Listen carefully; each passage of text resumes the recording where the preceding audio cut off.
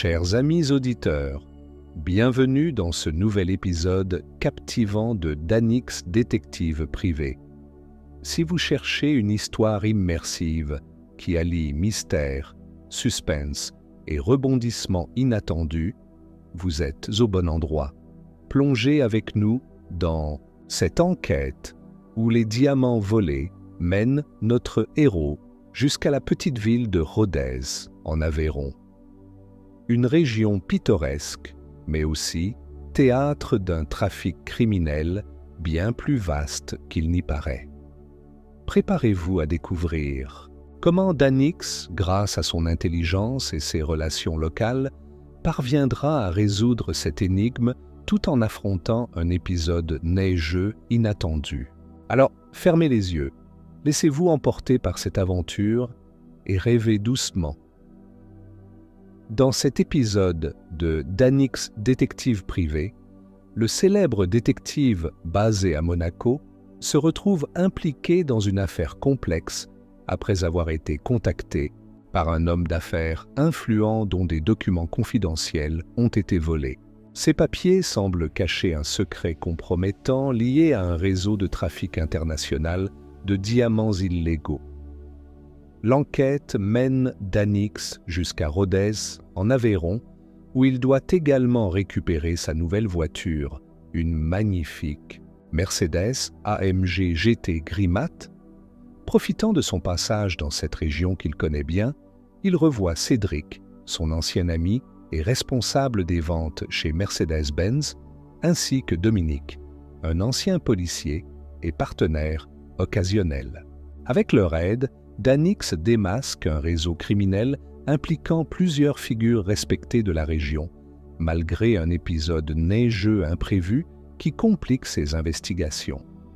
Fidèle à lui-même, Danix utilise son expérience policière, ses contacts haut placés et son intuition pour remettre les documents et les diamants à leurs propriétaires légitimes. Chapitre 1. Une mission discrète. Le téléphone portable de Danix vibra doucement sur la table de son luxueux appartement monégasque. Il était tôt, mais ce genre d'appel n'attendait jamais les horaires conventionnels. Après avoir jeté un coup d'œil à l'écran, il répondit immédiatement, sa voix calme trahissant une longue habitude des situations critiques. « Monsieur Danix ?» La voix grave et mesurée de l'homme au bout du fil résonna dans le silence matinal des zones appartements. « C'est Marcus Laurent. Nous avons besoin de vos services. » Marcus Laurent. Le nom fit frissonner quelque chose en Danix. Ce n'était pas seulement parce que Laurent était l'un des hommes d'affaires les plus influents de la planète, mais aussi parce qu'il représentait une figure respectée dans le cercle fermé où Danix avait désormais pris place. Ils s'étaient rencontrés lors d'un gala caritatif à Monte-Carlo organisé par Antoine, un multimillionnaire proche de Danix depuis ses jours comme parachutiste à Albi. À cette époque, Danix naviguait encore dans les rangs de l'armée, bien loin de l'univers doré qu'il côtoyait aujourd'hui. Mais aujourd'hui, il faisait partie de ceux qui protégeaient ces élites contre leurs nombreux ennemis invisibles.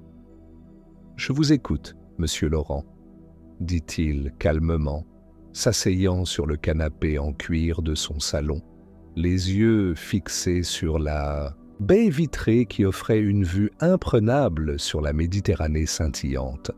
Laurent expliqua rapidement la situation, chaque mot pesé avec soin. Des documents sensibles avaient disparu de son bureau privé. Des papiers contenant des informations financières cruciales liées à ses entreprises. Mais surtout, ces documents semblaient être connectés à un trafic de diamants illégaux qui avait récemment émergé en France. Plus précisément, à Rodez, dans l'Aveyron, Rodez.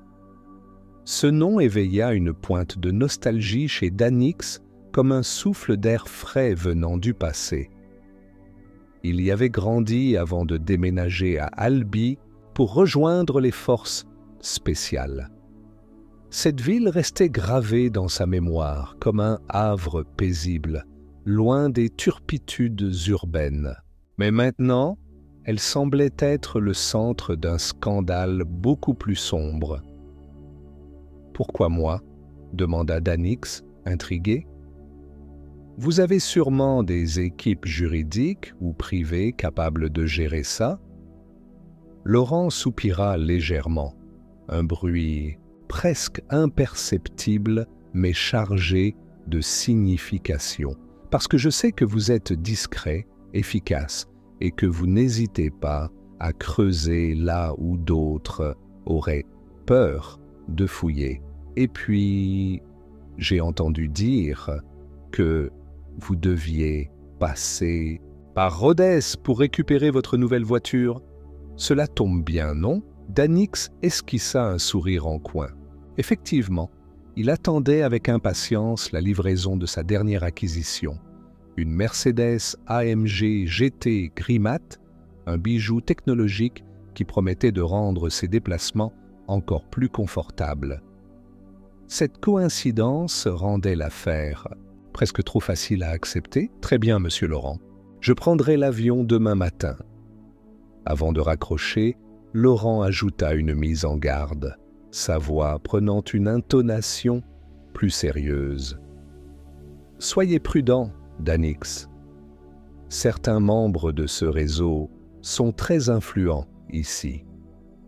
Même à Rodez, personne n'est à l'abri. » Cette phrase resta en suspens dans l'esprit de Danix longtemps après la fin de l'appel. Il savait déjà qu'il allait plonger dans une enquête bien plus complexe qu'elle n'y paraissait. Les heures suivantes furent consacrées aux préparatifs. Danix rassembla ses affaires avec minutie, vérifiant chaque détail comme il l'avait appris pendant ses années dans la police judiciaire. Son arme de service, un SIG Sauer P226, fut soigneusement dissimulé sous son manteau. Il glissa également dans sa valise quelques gadgets discrets qu'il avait acquis au fil des ans.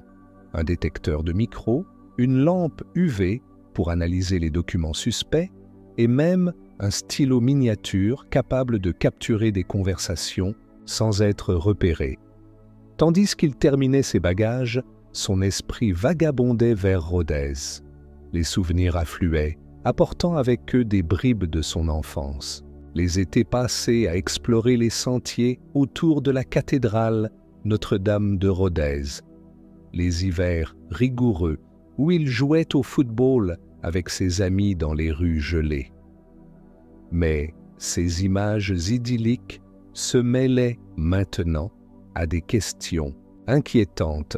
Pourquoi un homme aussi puissant que Marcus Laurent se souciait-il autant de ce trafic de diamants? Quel secret cachait cette petite ville tranquille? Lorsque le soleil se coucha derrière les montagnes environnantes, Danix s'allongea sur son lit, les yeux rivés au plafond. L'enquête commençait dès demain, mais déjà, il sentait que cette affaire ne serait pas comme les autres. Elle touchait à des réseaux plus vastes, plus dangereux, et peut-être même à des vérités qu'il préférait ignorer. Mais Danix avait toujours su une chose. Une fois qu'on ouvrait la boîte de Pandore, il était impossible de la refermer.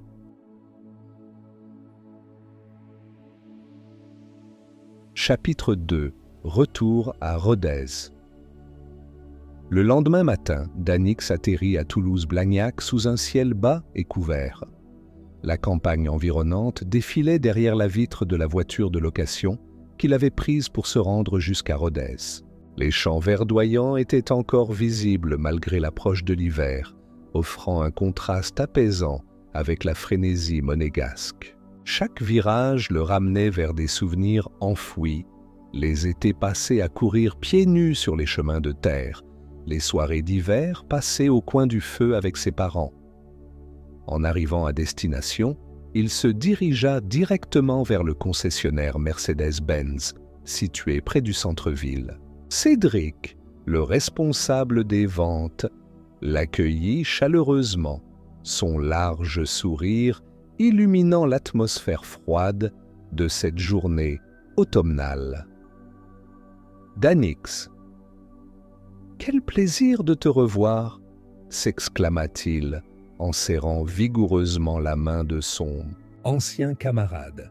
Ses traits familiers apportèrent un sentiment de réconfort à Danix, qui avait souvent pensé à lui au fil des années. Cédric était resté fidèle à lui-même, jovial, professionnel et toujours prêt à plaisanter. Danix appréciait cette stabilité dans un monde où tout changeait constamment. « Alors montre-moi cette merveille », dit-il avec un clin d'œil, incapable de masquer son excitation. Cédric le guida vers l'arrière du showroom où la Mercedes AMG GT trônait sous une lumière flatteuse. Son carrosserie gris mat brillait subtilement, tandis que ses lignes agressives et épurées attestaient de sa puissance brute. Danix parcourut la voiture du regard, admirant chaque détail avec une satisfaction croissante. « Elle est splendide », murmura-t-il, admiratif. Après avoir procédé aux formalités habituelles, signature des papiers, explications techniques, Cédric insista pour lui offrir un café dans un petit bistrot voisin. Ce lieu intime, niché dans une ruelle pavée, respirait l'authenticité locale, le sol en pierre usé par les pas, les murs couverts de photos anciennes de Rodez et les tables en bois massif créaient une atmosphère chaleureuse malgré la fraîcheur ambiante. Ils s'installèrent près de la fenêtre, d'où ils pouvaient observer les passants, vaquant tranquillement à leurs occupations. Cédric remua pensivement son expresso avant de prendre la parole. « Tu sais, » commença-t-il en baissant légèrement la voix, « il se passe des choses bizarres en ce moment. Des gens nouveaux sont arrivés dans la région, investissant beaucoup d'argent dans des projets immobiliers suspects. Personne ne pose de questions, mais certains disent qu'il y a anguille sous roche. » Danix haussa un sourcil, son intérêt immédiatement piqué. « Des projets immobiliers?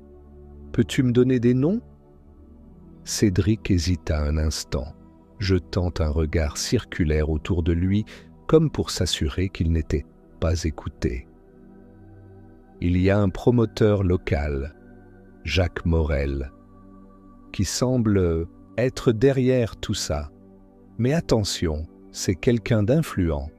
Beaucoup préfèrent se taire plutôt que de risquer quoi que ce soit. » Ce renseignement fit tilt dans l'esprit de Danix. Jacques Morel pourrait-il être lié au trafic de diamants mentionné par Marcus Laurent? Il décida de creuser davantage dès qu'il aurait un peu de temps. « Comment as-tu entendu parler de tout ça ?» demanda Danix, curieux de savoir si Cédric disposait d'autres informations précieuses. « Oh, tu sais !» répondit Cédric avec un sourire en coin. « Dans ce métier, on entend beaucoup de choses. Certains clients viennent ici pour acheter des voitures, mais ils parlent aussi de leurs affaires ou de celles de leurs voisins. Et puis, ma femme travaille à l'hôtel de ville. Elle m'a raconté que Morel a obtenu plusieurs permis de construire sans suivre toutes les démarches régulières. » « C'est louche, non ?»« Très louche, » acquiesça Danix. « As-tu une idée de l'étendue de ces projets? Où se situe-t-il » « Exactement » Cédric fronça les sourcils, plongeant dans ses souvenirs. « Eh bien, il y a eu des rumeurs concernant une ancienne mine abandonnée non loin d'ici. On dit qu'elle serait en train d'être réhabilitée, mais personne ne sait vraiment à quoi elle servira. Ensuite, il y a cet hôtel particulier en centre-ville, juste derrière la cathédrale. Morel l'a acheté l'an dernier, mais depuis, il reste fermé.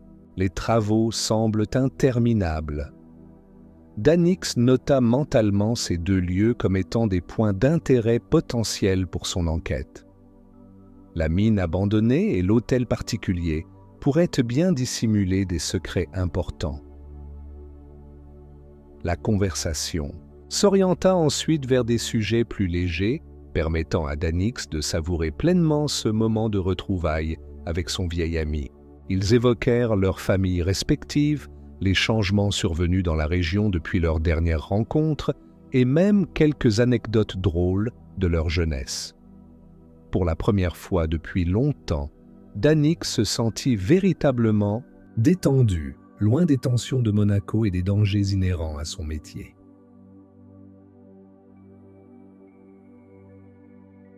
Le reste de la journée fut consacré à des recherches discrètes. Après avoir salué Cédric, Danix utilisa son ordinateur portable pour consulter les archives locales, cherchant toute information susceptible de le mettre sur la piste de Morel. Ce qu'il découvrit fut troublant. Plusieurs affaires de corruption avaient été évoquées autour de ce promoteur, mais aucune n'avait abouti. Les témoins avaient mystérieusement disparu ou changé d'avis au dernier moment. Frustré par ce manque d'informations concrètes, Danix décida de se rendre sur place pour examiner les lieux évoqués par Cédric. Il prit la direction de la mine abandonnée en début de soirée, profitant de la couverture de la nuit pour passer inaperçu. L'endroit était sinistre, avec ses bâtiments délabrés et ses grilles rouillées. Pourtant, quelque chose clochait. Des traces récentes de pneus étaient visibles dans la boue, indiquant que des véhicules avaient visité le site récemment. Intrigué, Danix sortit son téléphone pour capturer quelques photos avant de poursuivre son investigation. Il inspecta minutieusement les environs, notant chaque détail suspect. Une porte métallique verrouillée mais récemment entretenue, des câbles électriques cachés sous des plaques de tôle et même des fragments de papier portant des symboles incompréhensibles. Lorsqu'il regagna sa chambre d'hôtel, le corps fatigué mais l'esprit en ébullition, Danix savait déjà qu'il avait mis le doigt sur quelque chose de gros. Le véritable cœur du mystère se trouvait quelque part entre ces rues pavées et ces bâtiments anciens, et il était déterminé à le découvrir. Avant de s'endormir, il envoya un message crypté à Dominique, son ancien collègue policier et partenaire occasionnel. Besoin d'un coup de main à Rodez. Réponds quand tu peux. Puis, il ferma les yeux, sachant que le lendemain promettait d'être encore plus mouvementé. Chapitre 3. Les premiers indices. Le lendemain matin, Danix se réveilla avec une détermination renouvelée. La nuit avait été courte mais productive. Les images de la mine abandonnée tournaient encore dans son esprit, chaque détail s'imbriquant lentement dans un puzzle invisible. Il savait qu'il devait agir rapidement avant que ses découvertes ne soient compromises ou effacées.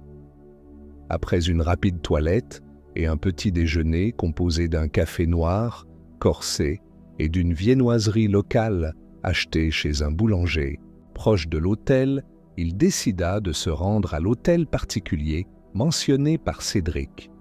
Ce bâtiment, niché derrière la cathédrale Notre-Dame de Rodez, représentait un second point d'intérêt potentiel dans son enquête. Si la mine pouvait être liée au trafic de diamants, cet hôtel particulier pourrait bien abriter des documents compromettants ou même servir de refuge aux membres du réseau criminel.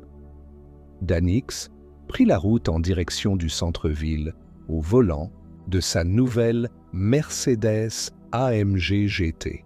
La puissance silencieuse du moteur électrifié contrastait agréablement avec le calme des rues pavées de Rodez.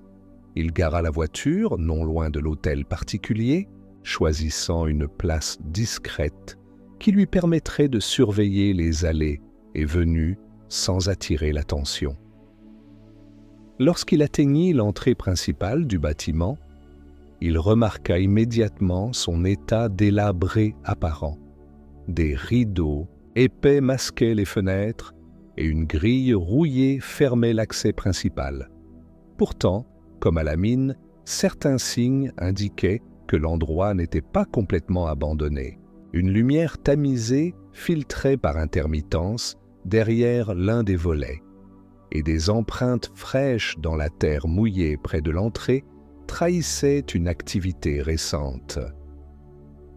Danix sortit son téléphone portable pour capturer quelques photos supplémentaires, prenant soin de rester à distance raisonnable pour éviter toute confrontation inutile. Il nota également l'absence de caméras de surveillance visibles, ce qui confirmait probablement que les occupants préféraient garder leur anonymité. Soudain, un bruit sourd provenant de l'intérieur interrompit ses observations. Curieux, mais vigilant, Danix contourna le bâtiment, cherchant une entrée secondaire ou un autre moyen d'accès. Derrière une haie dense, il découvrit une porte en bois partiellement ouverte, dissimulée sous une couverture de feuilles mortes. Cette trouvaille éveilla son instinct de détective. Après avoir vérifié que personne ne l'observait, il s'approcha prudemment, prêt à intervenir si nécessaire. La pièce où il pénétra était sombre et humide, éclairée seulement par une faible lumière filtrant à travers une fenêtre cassée. Des cartons empilés contre les murs contenaient des objets divers, mais ce qui attira immédiatement son attention fut une table métallique placée au centre de la pièce. Sur celle-ci reposaient plusieurs documents éparpillés, accompagnés de plans techniques et de photographies floues montrant des mines souterraines. Danix s'approcha doucement, saisissant une pochette en papier kraft qui contenait des factures rédigées en anglais. Les montants indiqués étaient astronomiques et les destinataires semblaient être des sociétés offshore basées dans des paradis fiscaux. L'une des factures faisait référence à extraction minérale, tandis qu'une autre parlait de transport sécurisé.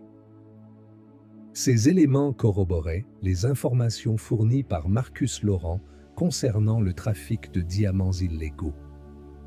Toutefois, Danix sentait que quelque chose manquait.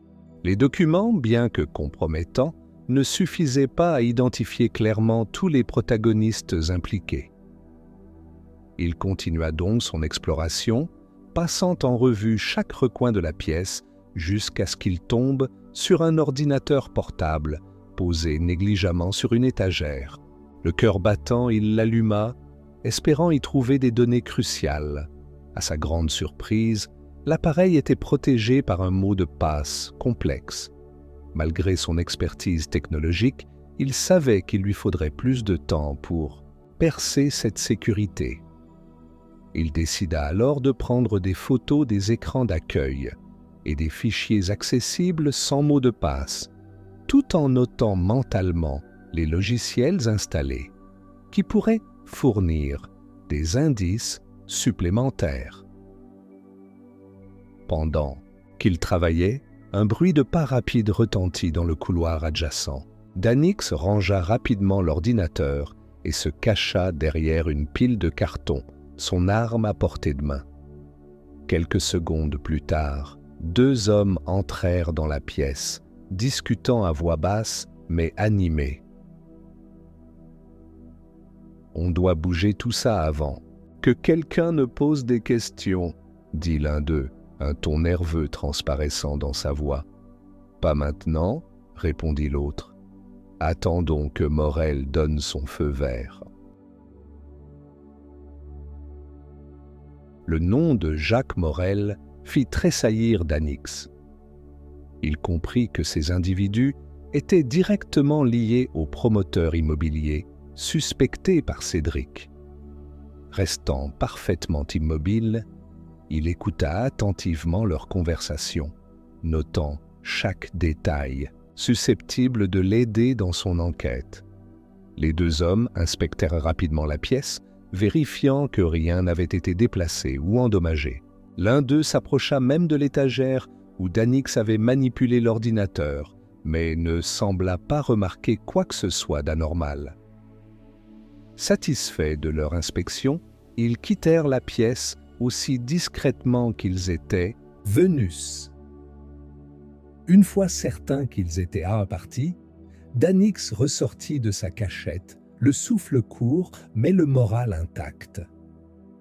Il avait obtenu suffisamment d'indices pour avancer dans son enquête, mais il savait aussi qu'il jouait désormais dans une cour dangereuse. Ces hommes ne reculeraient devant rien pour protéger leurs secrets.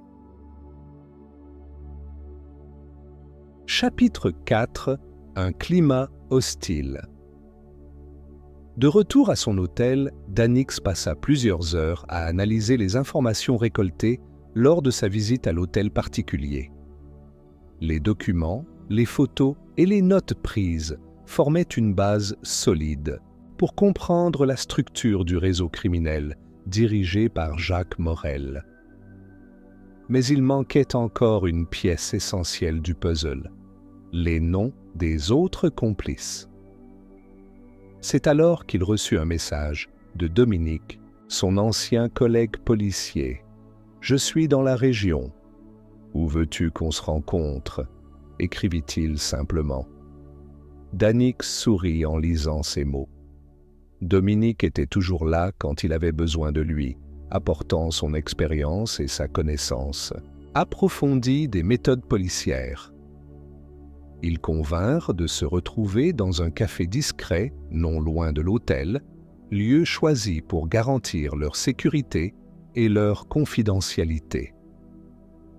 Lorsque Dominique arriva, vêtu d'un blouson en cuir usé et d'un jean délavé, il ressemblait plus à un aventurier qu'à un ancien flic. Son regard perçant trahissait cependant son professionnalisme intact. « Alors, qu'est-ce qui t'amène ici ?»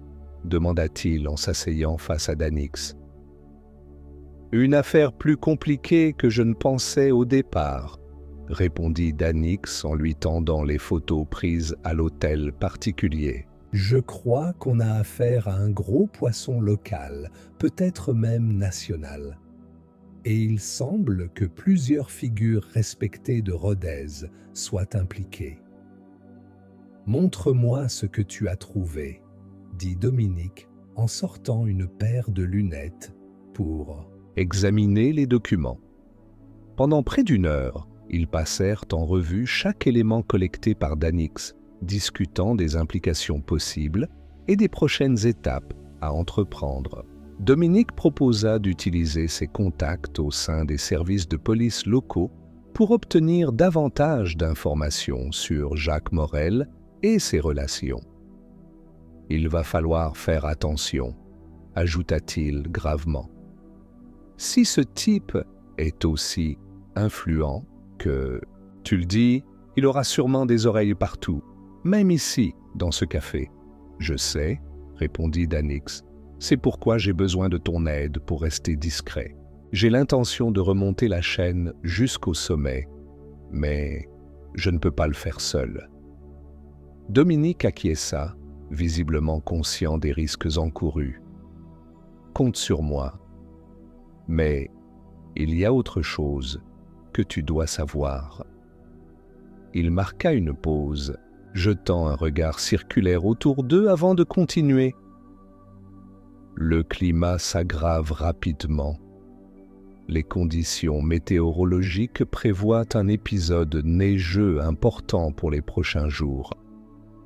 Ça pourrait compliquer tes déplacements, surtout si tu comptes explorer des zones isolées comme cette mine dont tu m'as parlé. Danix fronça les sourcils. L'idée d'affronter une tempête de neige en pleine enquête n'était pas idéale, mais il savait qu'il devait adapter ses plans en conséquence. « Merci pour l'avertissement. Je prendrai ça en compte. Maintenant, parlons des moyens d'identifier ses complices. » Ils discutèrent longuement des différentes stratégies à adopter, combinant les compétences de Danix en investigation privée avec l'expertise policière de Dominique. Ensemble, ils élaborèrent un plan détaillé pour infiltrer les cercles proches de Jacques Morel tout en minimisant les risques d'exposition. Le soir tombait lorsque leur réunion toucha à sa fin. Avant de se séparer, Dominique posa une main amicale sur l'épaule de Danix. « Fais attention à toi, vieux. Ce genre d'affaire peut te coûter cher. » Danix hocha la tête, reconnaissant de l'avertissement. « Toujours, » répondit-il. Ce soir-là, tandis que la première neige commençait à tomber doucement sur Rodez, transformant la ville en un paysage féerique mais trompeur, Danix se prépara mentalement à affronter les défis à venir. Chaque pas vers la vérité semblait plus périlleux que le précédent, mais il savait qu'il ne pouvait plus reculer. Chapitre 5. L'étau se resserre. Le lendemain matin, Danix se réveilla avec une sensation de froid inhabituelle dans la chambre d'hôtel. En regardant par la fenêtre, il découvrit que Rodez était entièrement recouverte d'une épaisse couche de neige, transformant les rues pavées et les toits anciens en un paysage hivernal presque irréel. La beauté du spectacle contrastait cruellement avec l'atmosphère tendue qui pesait sur ses épaules. Il consulta rapidement les prévisions météorologiques sur son téléphone. L'épisode neigeux allait se prolonger pendant plusieurs jours, rendant les déplacements difficiles, voire impossibles, dans certaines zones isolées comme la mine abandonnée. Cette information força Danix à ajuster son plan initial. Il décida de concentrer ses efforts sur le centre-ville, où les infrastructures restaient accessibles malgré les intempéries. Après avoir pris un petit déjeuner rapide composé de pain au chocolat et de café noir, il contacta Dominique pour lui faire part des dernières nouvelles. « La neige complique les choses, mais je pense qu'on peut encore avancer, » expliqua-t-il. « Concentrons-nous sur les relations locales de Morel. Si on arrive à identifier quelques complices clés, on pourra remonter jusqu'à lui. » Dominique confirma qu'il avait déjà commencé à poser discrètement des questions auprès de ses contacts dans la police locale. « J'ai appris quelque chose d'intéressant hier soir, » répondit-il. Un certain nombre de fonctionnaires municipaux ont reçu des primes inhabituelles ces derniers mois. Ce n'est pas officiellement documenté, mais certains collègues m'ont confirmé que ça sent mauvais. Cet indice renforça les soupçons de Danix concernant l'étendue du réseau criminel dirigé par Jacques Morel. Il semblait que ce dernier ne s'arrête pas aux promoteurs immobiliers ou aux trafiquants de diamants. Il avait également corrompu des figures respectées de la communauté locale pour assurer sa protection. « Très bien, » dit Danix. « Je vais me concentrer sur ces fonctionnaires. Peut-être qu'un d'entre eux sera plus disposé à parler que les autres. » Ils convinrent de rester en contact régulier tout au long de la journée avant de mettre fin à leur conversation. Danix enfila un manteau chaud et des bottes résistantes avant de sortir dans la froideur matinale. La ville semblait endormie sous la neige, les passants rares et emmitouflés contre le froid. Cela jouait en sa faveur. Moins de monde signifiait moins de risque d'être repéré. Sa première destination fut le bureau de l'état civil municipal, situé non loin de la cathédrale. Sous prétexte de rechercher des informations généalogiques pour un client, il réussit à obtenir un rendez-vous avec une employée expérimentée connue pour sa discrétion. Pendant leur entretien, il aborda habilement les sujets sensibles, mentionnant les primes suspectes sans jamais être trop direct. La femme, une cinquantenaire aux cheveux grisonnants et aux yeux fatigués, sembla hésiter avant de répondre. « Vous savez, monsieur, Ces primes, elles sont arrivées juste après que M. Morel a acheté cet hôtel particulier derrière la cathédrale. Certains disent qu'il voulait nous aider financièrement, mais moi, je pense qu'il cherchait surtout à acheter notre silence. » Cette confirmation fit frissonner Danix. Il nota mentalement de creuser davantage cette piste, tout en remerciant chaleureusement la fonctionnaire pour son honnêteté. Avant de partir, il lui offrit discrètement une carte de visite avec un numéro de téléphone sécurisé. « Si vous avez besoin de parler, appelez-moi. Je peux vous protéger. » Son prochain objectif était de se rendre à la mairie, où il espérait rencontrer un autre fonctionnaire susceptible de fournir des informations utiles. Mais alors qu'il marchait vers le bâtiment principal, son attention fut attirée par une scène inhabituelle près de l'hôtel particulier. Une voiture noire, aux vitres teintées, stationnait devant l'entrée, bloquant partiellement la rue étroite.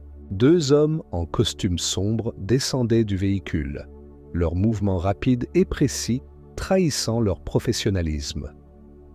Danix s'arrêta discrètement derrière une colonne de pierre, observant la scène avec attention. Les 2 hommes entrèrent dans l'hôtel particulier sans frapper, comme s'ils étaient attendus. Quelques minutes plus tard, ils ressortirent, portant une grande valise en cuir. Leur attitude détachée mais menaçante indiquait clairement qu'ils appartenaient à l'entourage de Jacques Morel. Comprenant qu'il devait agir rapidement, Danix prit quelques photos discrètement avec son téléphone avant de poursuivre son chemin vers la mairie. Là-bas, il engagea une discussion avec un agent de sécurité qui semblait connaître les rouages internes de l'institution. Grâce à son charme naturel et à quelques questions bien placées, il obtint des informations précieuses sur les liens entre la mairie et certains entrepreneurs locaux. Toutefois, au moment où il s'apprêtait à quitter les lieux, une voix familière retentit dans son dos. « Monsieur Danix ? Que faites-vous ici ?»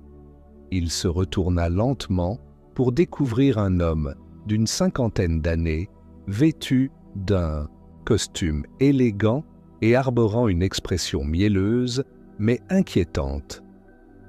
C'était Éric Dupont, un conseiller municipal réputé pour ses bonnes relations avec les promoteurs immobiliers. « Bonjour, monsieur Dupont », répondit Danix avec un sourire, poli mais distant. « Je faisais simplement des recherches pour un projet professionnel. Rien de bien intéressant, je le crains. » Dupont hocha la tête, mais son regard perçant trahissait son scepticisme. « Vous savez, nous aimons beaucoup travailler avec des gens discrets ici. Si jamais vous entendez quoi que ce soit, disons, compromettant, je vous conseille de garder cela pour vous. Pour votre propre sécurité. » L'avertissement était clair. Danix comprit que son enquête commençait à toucher des nerfs sensibles. Sans perdre son calme apparent, il répondit simplement « Je prendrai cela en considération, monsieur Dupont. Merci pour votre conseil. » Une fois dehors, il respira profondément, conscient que chaque geste désormais pourrait être surveillé. La pression montait, mais il savait aussi qu'il était sur la bonne voie. Chapitre 6. Dans la tempête. La nuit tomba rapidement sur Rodez, plongeant la ville dans une obscurité douce mais trompeuse. La neige continuait de tomber, formant des congères le long des rues désertes. Danix se tenait près de la mine abandonnée, son souffle visible dans l'air glacial. Malgré les conditions météorologiques défavorables, il avait décidé de tenter une nouvelle infiltration du site, espérant y trouver des preuves supplémentaires. Muni d'une lampe frontale et d'un équipement adapté à la neige, Il gravit difficilement la colline menant à l'entrée principale de la mine. Chaque pas exigeait un effort supplémentaire, mais il progressait avec méthode, évitant soigneusement les traces fraîches qui auraient pu trahir sa présence. Chez Odalidish, devant l'entrée, il remarqua immédiatement des changements significatifs depuis sa dernière visite. Des barrières métalliques avaient été installées pour empêcher l'accès et des caméras de surveillance étaient désormais fixées aux poteaux environnants. Ces mesures de sécurité accrues indiquaient clairement que quelqu'un redoutait des intrusions. Danix activa un petit dispositif électronique capable de neutraliser temporairement les caméras. Profitant de la courte fenêtre d'opportunité, il se faufila à l'intérieur de la mine, refermant silencieusement la grille derrière lui. L'air humide et froid lui glaça les os, mais il continua à avancer, guidé par sa lampe frontale.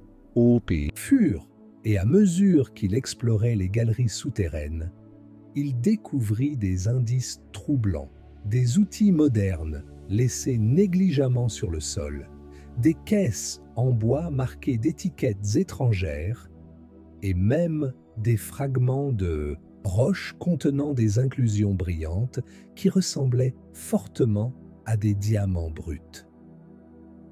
Soudain, un bruit lointain interrompit sa concentration. Des voix portaient à travers les tunnels, accompagnées par le grincement métallique de chaînes traînées sur le sol. Danix se figea, éteignant rapidement sa lampe pour se fondre dans l'obscurité totale. À quelques mètres de lui, deux silhouettes apparurent, portant une large caisse en acier.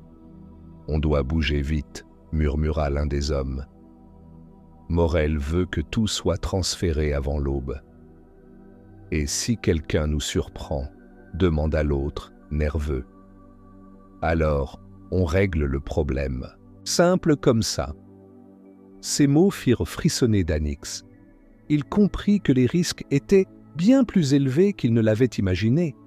Ces hommes étaient prêts à tout pour protéger leurs activités illégales. Restant parfaitement immobile, il attendit que les deux individus disparaissent au loin avant de reprendre ses investigations. Dans une galerie adjacente, il découvrit un laboratoire improvisé, équipé d'appareils sophistiqués, utilisés pour analyser et traiter les minéraux.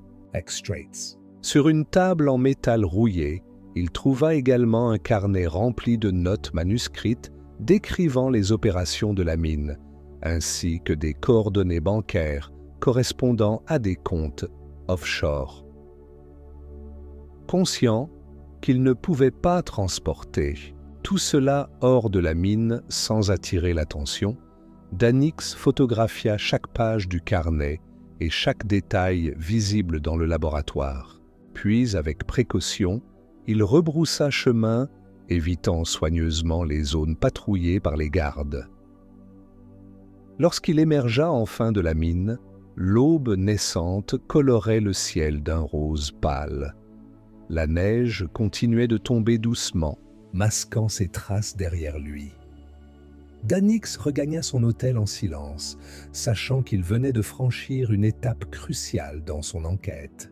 Mais il savait aussi que le danger augmentait à chaque nouveau pas vers la vérité. En arrivant dans sa chambre, il transféra immédiatement les photos et les données collectées sur un ordinateur portable sécurisé. Puis, il contacta Marcus Laurent pour lui faire part de ses découvertes. « Monsieur Laurent, dit-il calmement, je crois que j'ai trouvé ce que vous cherchiez. Mais il va falloir agir vite. » La réponse de Laurent fut immédiate et ferme. « Très bien, Danix, préparez tout ce que vous avez.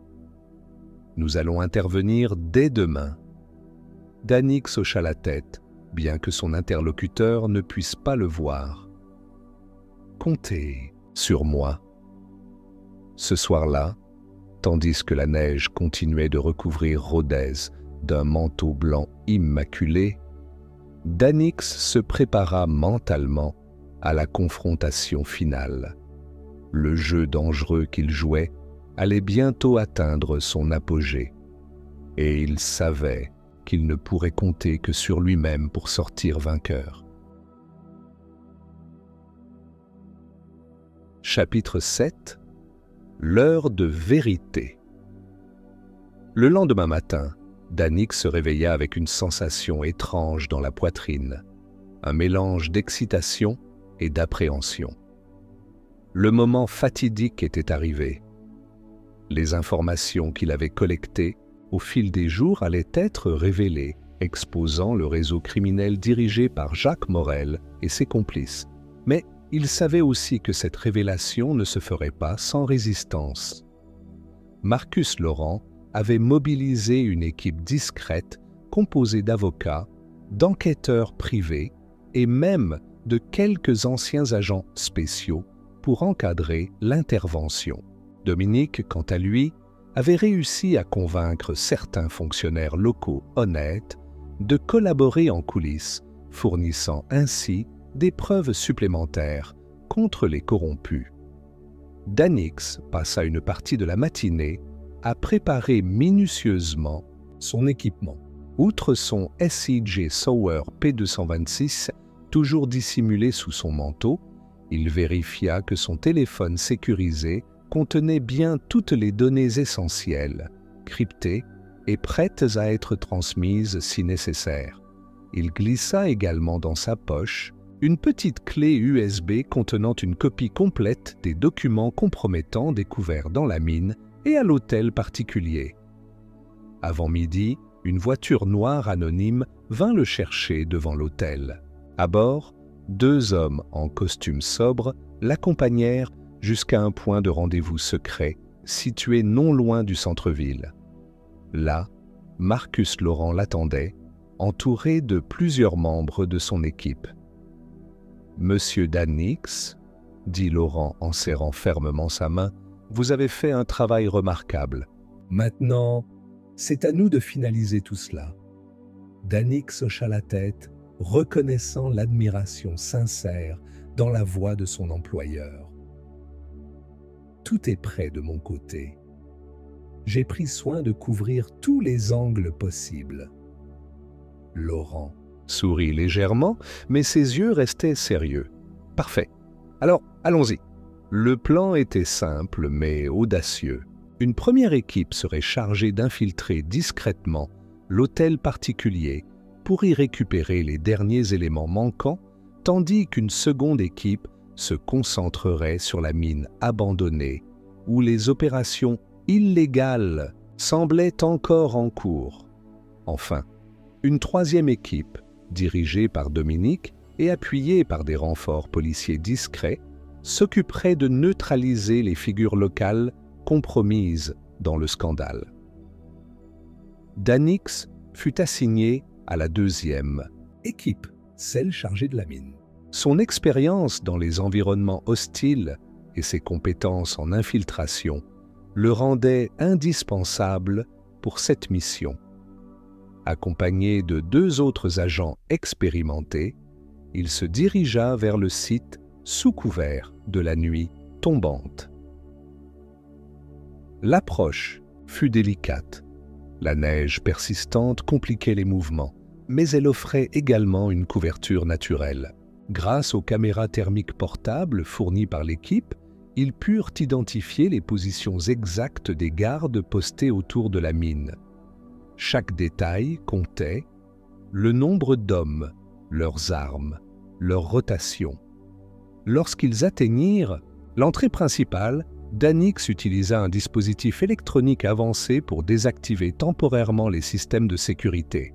C'était une tâche risquée, car chaque seconde d'inactivité des caméras augmentait les chances d'être repéré.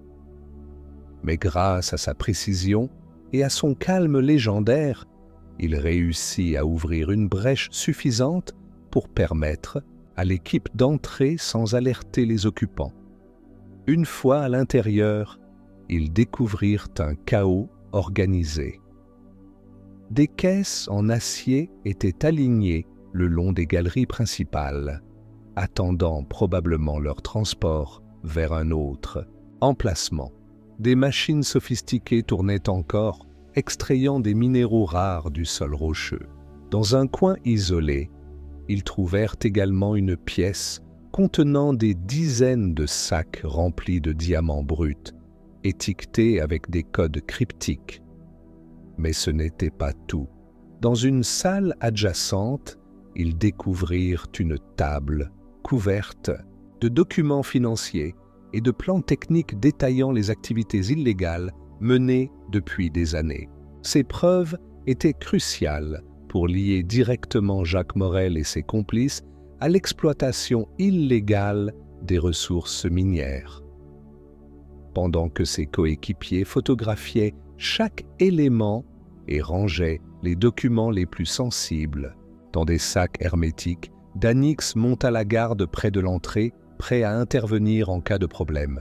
Ses instincts ne le trompaient jamais, et ce soir-là, ils étaient particulièrement aiguisés. Soudain, un bruit sourd retentit derrière eux. Un groupe de gardes armés venait de surgir dans la galerie principale, bloquant leur retraite. « Arrêtez-vous » cria l'un d'eux, sa voix résonnant dans l'espace confiné. Danix réagit immédiatement. « Sortez vos armes » ordonna-t-il à ses coéquipiers, tout en levant son propre pistolet. Ils formèrent rapidement un périmètre défensif prêt à faire face à la menace. Les gardes, bien que nombreux, hésitaient à tirer, conscients que toute violence attirerait inévitablement l'attention des autorités locales. Profitant de cette pause stratégique, Danix engagea la conversation. « Écoutez-moi bien, dit-il, calmement mais fermement. Vous n'avez aucune chance de gagner ici. Si vous insistez, nous avons déjà transmis les preuves à nos supérieurs. Vos patrons seront arrêtés avant la fin de la nuit. » Les mots semblèrent avoir un impact immédiat. Certains gardes baissèrent lentement leurs armes, visiblement conscients de l'impossibilité de leur situation. D'autres, plus obstinés, tentèrent de résister, mais ils furent rapidement maîtrisés par les agents de Danix. Dans le même temps, l'équipe chargée de l'hôtel particulier signalait sa réussite. Toutes les preuves nécessaires avaient été récupérées et les lieux avaient été sécurisés sans heurts. Quant à Dominique et son équipe, ils avaient procédé à l'arrestation de plusieurs fonctionnaires corrompus, dont Éric Dupont, qui avait tenté de fuir mais avait été intercepté à la sortie de la ville. Chapitre 8 : Justice rendue. Au petit matin, alors que la neige commençait à fondre sous les rayons timides du soleil levant, Rodez retrouvait progressivement son calme habituel. Pourtant, derrière les apparences paisibles, une transformation silencieuse s'opérait. Les réseaux criminels qui avaient prospéré dans l'ombre pendant des années étaient maintenant démantelés, leurs protagonistes confrontés à la justice. Danix regagna son hôtel en fin de matinée, épuisé mais satisfait. Sa mission avait abouti non seulement grâce à son intelligence et à sa persévérance, mais aussi grâce à l'aide précieuse de ses alliés. Marcus Laurent l'appela peu après pour le féliciter chaleureusement. « Vous avez accompli un exploit, Danix. Ce genre d'affaires aurait pu rester enfoui pendant des décennies sans votre intervention. » Danix sourit modestement. « Je ne faisais que mon travail, monsieur Laurent. Mais je dois reconnaître que j'ai eu de la chance d'avoir des partenaires aussi compétents. » Ils convinrent de se revoir bientôt à Monaco pour discuter des prochaines étapes. Entre-temps, Danix profita de ses dernières heures à Rodez pour saluer Cédric et d'autres amis locaux. Il leur raconta certaines anecdotes de l'enquête, omettant bien sûr les aspects les plus dangereux afin de ne pas les inquiéter. Avant de partir, il se rendit une dernière fois à la cathédrale Notre-Dame de Rodez, là où tant de souvenirs heureux étaient liés. Debout devant les vitraux colorés, il respira profondément, sentant une paix intérieure rarement éprouvée ces derniers temps. Peut-être que, malgré tout, il existait encore des endroits où l'innocence pouvait survivre, même dans un monde souvent cruel et complexe. Le vol de retour vers Monaco se déroula sans encombre. Assis près du hublot, Danix contempla les paysages enneigés qui défilaient sous l'avion, songeant aux événements récents. Il savait que cette affaire marquerait un tournant dans sa carrière de détective privé. Elle lui avait rappelé pourquoi il avait choisi ce métier, pour protéger ceux qui ne pouvaient pas se défendre eux-mêmes, pour rétablir la vérité là où elle était cachée. En atterrissant à Monaco, il reçut un message de Dominique. « Mission accomplie. Merci pour ta confiance. On reste en contact ?» Danix répondit immédiatement. « Bien sûr, toujours. » Cette réponse reflétait parfaitement son état d'esprit. Quel que soit le danger ou les défis à venir, il continuerait à avancer, guidé par son intuition, son expérience et ses relations précieuses. Après tout, un véritable détective privé n'est jamais seul dans son combat pour la justice. Et ainsi, Danix referma une nouvelle page de son histoire, conscient que d'autres aventures l'attendaient au-delà de l'horizon. Chers amis, nous espérons que cette histoire vous a plongé dans un monde captivant où mystère, suspense et rédemption se rencontrent.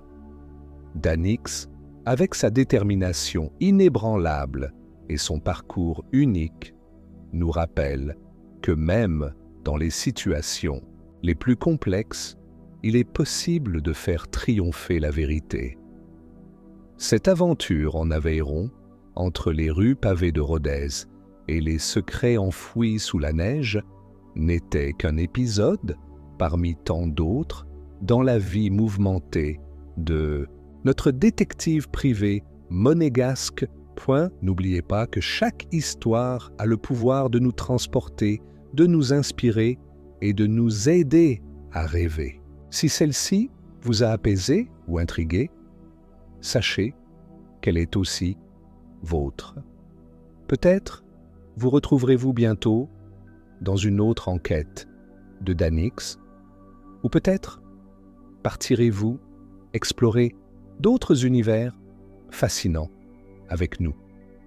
Merci d'avoir écouté jusqu'au bout et rendez-vous très vite pour de nouvelles aventures. D'ici là, prenez soin de vous et laissez vos rêves vous guider vers des horizons infinis.